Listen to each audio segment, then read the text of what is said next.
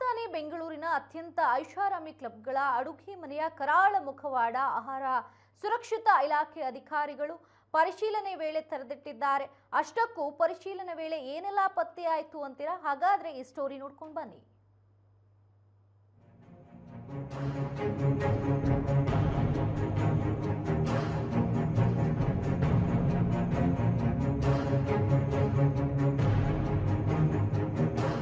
ಬೆಂಗಳೂರಿನ ಪ್ರತಿಷ್ಠಿತ ಕ್ಲಬ್ಗಳ ಮೇಲೆ ಆಹಾರ ಸುರಕ್ಷತಾ ಇಲಾಖೆ ಅಧಿಕಾರಿಗಳು ನಡೆಸಿದ ದಾಳಿ ವೇಳೆ ಆಘಾತಕಾರಿ ಸಂಗತಿಗಳು ಬೆಳಕಿಗೆ ಬಂದಿವೆ.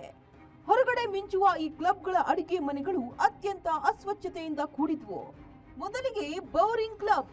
ಇಲ್ಲಿ ಆಹಾರ ಸಂಗ್ರಹಣಾ ಸ್ಥಳದಲ್ಲಿ ತೀವ್ರ ಅಸ್ವಚ್ಛತೆ ಹಾಗೂ ಕೀಟಬಾಧೆ ಕಂಡು ಬಂದಿದೆ. ಸೆಂಚುರಿ ಕ್ಲಬ್ನಲ್ಲೂ ಇದೇ ಪರಿಸ್ಥಿತಿ. ಕೀಟಬಾಧೆ, ಅಸ್ವಚ್ಛತೆ ಹಾಗೂ ಅನೈರ್ಮಲ್ಯಕರ ವಾತಾವರಣ ಇರುವುದು ಪತ್ತೆಯಾಗಿದೆ. ಈ ಎರಡೂ ಕ್ಲಬ್ಗಳಿಗೂ ಆಹಾರ ಸುರಕ್ಷತಾ ಇಲಾಖೆ ಅಧಿಕಾರಿಗಳು ನೋಟಿಸ್ ಜಾರಿ ಮಾಡಿದ್ದಾರೆ. ಅತಿ ದೊಡ್ಡ ಲೋಪ ಪತ್ತೆಯಾಗಿರುವುದು ಕೆಎಸ್ಸಿಎ ಕ್ಲಬ್ ಬೆಂಗಳೂರಿನಲ್ಲಿ.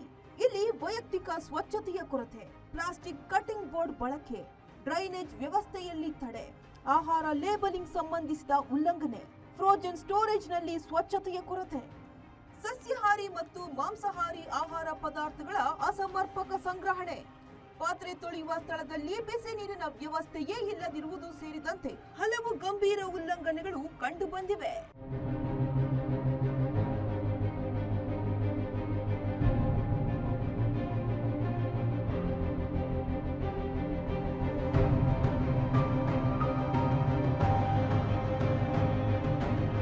ಕ್ಯಾಥೋಲಿಕ್ ಕ್ಲಬ್ನಲ್ಲಿ ಆಹಾರ ಪದಾರ್ಥಗಳ ಲೇಬಲಿಂಗ್ ಉಲ್ಲಂಘನೆ, ಕೀಟಬಾಧೆ, ನೈರ್ಮಲ್ಯದ ಕೊರತೆಯ ಜೊತೆಗೆ ಅವಧಿ ಮೀರಿದ 10 ಅಣಬೆ ಪ್ಯಾಕೆಟ್ಗಳು ಸಿಕ್ಕಿವೆ. ಟೆನ್ನಿಸ್ ಕ್ಲಬ್ನಲ್ಲಿ ಆಹಾರ ನಿರ್ವಹಣಾ ಸಿಬ್ಬಂದಿಗೆ ಸಂಬಂಧಿಸಿದ ವೈದ್ಯಕೀಯ ಪ್ರಮಾಣ ಪತ್ರಗಳೇ ಇಲ್ಲದಿರುವುದು ಬೆಳಕಿಗೆ ಬಂದಿದೆ. Vijayanagar club, Mahalakshmi layout club, Malleshwaram ಕ್ಲಬ್ಗಳಲ್ಲೂ ಆಹಾರ ಪದಾರ್ಥಗಳ ಲೇಬಲಿಂಗ್ ಉಲ್ಲಂಘನೆ ಹಾಗೂ ಸ್ವಚ್ಛತೆ ಮತ್ತು ನೈರ್ಮಲ್ಯದ ಕೊರತೆ ಕಂಡು ಬಂದ ಹಿನ್ನೆಲೆ ನೋಟಿಸ್ ಜಾರಿ ಮಾಡಲಾಗಿದೆ.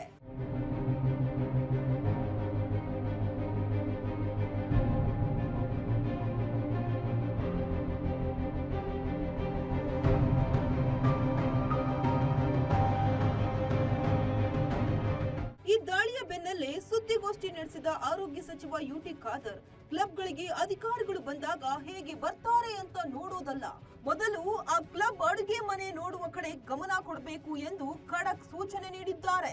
ಮುಂದಿನ ವಾರ ಎಲ್ಲ ಹೋಟೆಲ್ ಮಾಲೀಕರ ಜೊತೆ ಬೃಹತ್ ಸಭೆ ನಡೆಸಲಾಗುವುದು. ರೆಸ್ಟೋರೆಂಟ್ ಅಸೋಸಿಯೇಷನ್, ಇಂದಿರಾ ಕ್ಯಾಂಟೀನ್ ಅಧಿಕಾರಿಗಳ ಜೊತೆ ಸಭೆ ನಡೆಸಿ ಚರ್ಚೆ ಮಾಡಿ ಸ್ಪಷ್ಟವಾಗಿ ಹೇಗೆ ಕೆಲಸ ನಿರ್ವಹಣೆ ಮಾಡಬೇಕು ಎಂದು ಸ್ಪಷ್ಟ ಆದೇಶ ನೀಡ್ತೀವಿ. 3 ದಿನಗಳ ಕಾಲ ಇವರಿಗೆ ತರಬೇತಿ ನೀಡ್ತೀವಿ ಎಂದು ಹೇಳಿದ್ದಾರೆ. 20-25 ದಿವಸ ಒಳಗಡೆ ವಿವಿಧ ಕಡೆ ನಾವು ತಪಾಸಣೆ ಮಾಡುವ ಸಂದರ್ಭದಲ್ಲಿ ಆಹಾರಕ್ಕೆ ಸಂಬಂಧಪಟ್ಟ ಹಾಗೆ ಏನೆಲ್ಲ ಇವತ್ತು ನಾವು ಕೆಲವೊಂದು ಲೋಪದೋಷ ಕಂಡು ಬಂದಿದ್ದೇವ ಅದೆಲ್ಲವೂ ಕೂಡ ಚರ್ಚೆ ಮಾಡಿ ಸ್ಪಷ್ಟವಾಗಿ ಯಾವ ರೀತಿ ಆ ಒಂದು ಹೋಟೆಲ್ನವರು ತನ್ನ ಕಾರ್ಯವನ್ನು ನಿರ್ವಹಿಸಬೇಕು ಅಥವಾ ಕ್ಲಬ್ಬಿನವರು ಯಾವ ರೀತಿ ತಮ್ಮ ಆ ಒಂದು ಕಿಚನನ್ನು ಮತ್ತು ಆಹಾರ ತಯಾರು ಮಾಡೋದು ವ್ಯವಸ್ಥೆ ಮಾಡಬೇಕು ಎಲ್ಲ ಕೂಡ ಚರ್ಚಿಸಿ ಸ್ಪಷ್ಟವಾದ ನಿರ್ದೇಶನ ಕೊಡಲಿಕ್ಕೆ ನಾವು ಇದ್ದೇವೆ.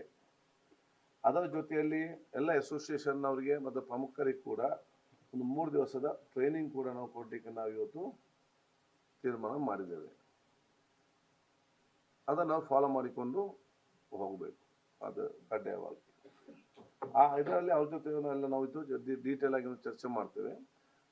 ಮುಖ್ಯಸ್ಥರಿಗೆ ಕೂಡ, ಮಾಲೀಕರಿಗೂ ಮತ್ತು ಮುಖ್ಯಸ್ಥರಿಗೂ ಕೂಡ ಒಂದು ಸ್ಪಷ್ಟವಾದ ಅಡ್ವೈಸರಿ ನೋಟ್ ಅನ್ನು ಕೂಡ ನಾವು ಕೊಡ್ಲಿಕ್ಕೆ ನಾವಿವತ್ತು ತೀರ್ಮಾನ ಮಾಡಿದ್ದೇವೆ. ಇ ಕಾಮರ್ಸ್ ದೈತ್ಯರ ವಿರುದ್ಧವೂ ಸಚಿವರು ಗುಡುಗಿದ್ದಾರೆ. ಕೆಲ ಇ ಕಾಮರ್ಸ್ ಪರವಾನಗಿ ರದ್ದು ಮಾಡುವಂತೆ ಕೇಂದ್ರಕ್ಕೆ ಪತ್ರ ಬರೆದಿದ್ದೇವೆ. ಕೇಂದ್ರ ಸಿಇಒಗೆ ಪತ್ರ ಬರೆದು 24 ಗಂಟೆ ಒಳಗೆ ನಮಗೆ ಮಾಹಿತಿ ನೀಡಿ ಎಂದು ಹೇಳಿದ್ದೇವೆ. 24 ಗಂಟೆ ಒಳಗೆ ಮಾಹಿತಿ ಬಾರದೇ ಇದ್ರೆ ಕ್ರಮ ಫಿಕ್ಸ್. ಆದೇಶ ಬರೋವರೆಗೂ ಅವರು ಇ ಕಾಮರ್ಸ್ ರದ್ದು ಮಾಡಬೇಕು. ಆದ್ರೆ ಅವರು ರದ್ದು ಮಾಡದೆ ಇನ್ನೂ ಕೆಲಸ ನಿರ್ವಹಣೆ ಮಾಡ್ತಿದ್ದಾರೆ ಎಂದು ಆಕ್ರೋಶ ವ್ಯಕ್ತಪಡಿಸಿದ್ದಾರೆ. ಅದರಲ್ಲೂ ಆನ್ಲೈನ್ನಲ್ಲಿ 2100 ಕೆಜಿ ದತ್ತೂರಿ ಹಣ್ಣುಗಳು ಮಾರಾಟವಾಗ್ತಿದೆ. ಇದು ಅತ್ಯಂತ ವಿಷಕಾರಿ. ಇಷ್ಟೊಂದು ಪ್ರಮಾಣದಲ್ಲಿ ಯಾರು ನೀಡಿದ್ರು? ಇದಕ್ಕೆ ಉತ್ತರ ನೀಡುವಂತೆ ನೋಟಿಸ್ ನೀಡಿದ್ದೇವೆ. ತರಕಾರಿಗಳಿಗೆ ಸ್ಪ್ರೇ ವಿಚಾರದ ಬಗ್ಗೆಯೂ ನಮ್ಮ ಅಧಿಕಾರಿಗಳು ಪರಿಶೀಲನೆ ಮಾಡ್ತಾರೆ ಎಂದಿದ್ದಾರೆ. ರಾಜ್ಯ ಸರ್ಕಾರ ಮತ್ತು ಕೇಂದ್ರ ಸರ್ಕಾರ ಅಧಿಕಾರಿಗಳಂತಿದ್ದಾರೆ. ನಮ್ಮಲ್ಲಿ ಇವತ್ತು ಫುಡ್ ಸೇಫ್ಟಿ ಇದರಲ್ಲಿ ನಮ್ಮ ರಾಜ್ಯದಲ್ಲಿ ಡೆಸಿಗ್ನೇಟ್ ಆಫೀಸರ್ ಆಗಿ ನಮ್ಮ ಕಮಿಷನರ್ ಇದ್ದಾರೆ. ಸೆಂಟ್ರಲ್ನ ಕೆಲವೊಂದು ಕಂಪನಿಗಳಿಗೆ ಸೆಂಟ್ರಲ್ ಪರ್ಮಿಷನ್ ಮತ್ತು ಲೈಸೆನ್ಸ್ ಕಂಪನಿಗಳಿಗೆ ಸೆಂಟ್ರಲ್ ಅಧಿಕಾರಿ ಕೂಡ ಇವತ್ತಿದ್ದಾರೆ. ಅಂಥವ್ರು ಉತ್ತಮವಾದ ಅಧಿಕಾರಿ ಆಗ್ಬೇಕಂತೇಳಿ ನಾವು ಇವತ್ತು ಸೆಂಟ್ರಲ್ನವ್ರಿಗೆ ನಾವು ಮನವಿ ಮಾಡ್ತಾ ಇದ್ದೇವೆ. ನಮ್ಮ ಅಧಿಕಾರಿಗಳು ಸೆಂಟ್ರಲ್ನ ಇಲ್ಲಿ ಫುಡ್ ಡೆಸಿಗ್ನೇಟ್ ಆಫೀಸರ್ಗೆ ಬರೆದಿದ್ದು, ಅಂದ್ರೆ ಅವ್ರು ಬೆಂಗಳೂರಲ್ಲಿ ಇರ್ತಾರೆ.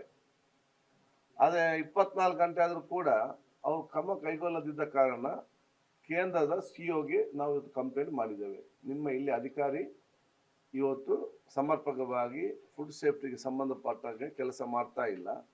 ಆದ ಕಾರಣ ಅಧಿಕಾರಿಗಳ ಮೇಲೆ ಕ್ರಮ ತಗೊಳ್ಬೇಕಂತ ನಾವು ಕೂಡ ಇವತ್ತು ಬರಿತೇವೆ.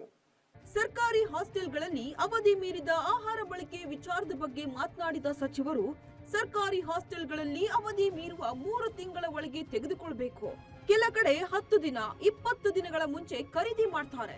ಆಫರ್ ಇರುತ್ತೆ ಅಂತ ಅವಧಿ ಮುಗಿಯುವ ಕೆಲ ದಿನಗಳ ಒಳಗೆ ಖರೀದಿ ಮಾಡ್ತಾರೆ. ಹಾಗಾಗಿ ನಾವು ಆಫರ್ ಮೀರುವ 3 ತಿಂಗಳ ಮುನ್ನ ಖರೀದಿ ಮಾಡಲು ಸೂಚನೆ ನೀಡ್ತೇವೆ ಎಂದಿದ್ದಾರೆ. ಒಟ್ಟಿನಲ್ಲಿ ಬೆಂಗಳೂರಿನ ಹೈಫೈ ಕ್ಲಬ್ಗಳಿಂದ ಹಿಡಿದು ಆನ್ಲೈನ್ ಕಾಮರ್ಸ್ ವರೆಗೆ ಆಹಾರ ಸುರಕ್ಷತೆಯ ಬಗ್ಗೆ ಆರೋಗ್ಯ ಇಲಾಖೆ ಹದ್ದಿನ ಗಂಡಿಟ್ಟಿದೆ.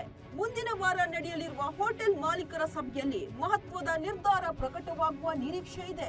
ಜನರ ಆರೋಗ್ಯದ ಜೊತೆ ಚೆಲ್ಲಾಟವಾಡುವವರ ವಿರುದ್ಧ ಕಠಿಣ ಕ್ರಮ ಫಿಕ್ಸ್ ಎಂದು ಸಚಿವರು ಎಚ್ಚರಿಕೆ ನೀಡಿದ್ದಾರೆ. ವಿನೋದ್ ಎಂ ಕಮತರ, ಸಂಪೂರ್ಣ ನ್ಯೂಸ್, ಬೆಂಗಳೂರು.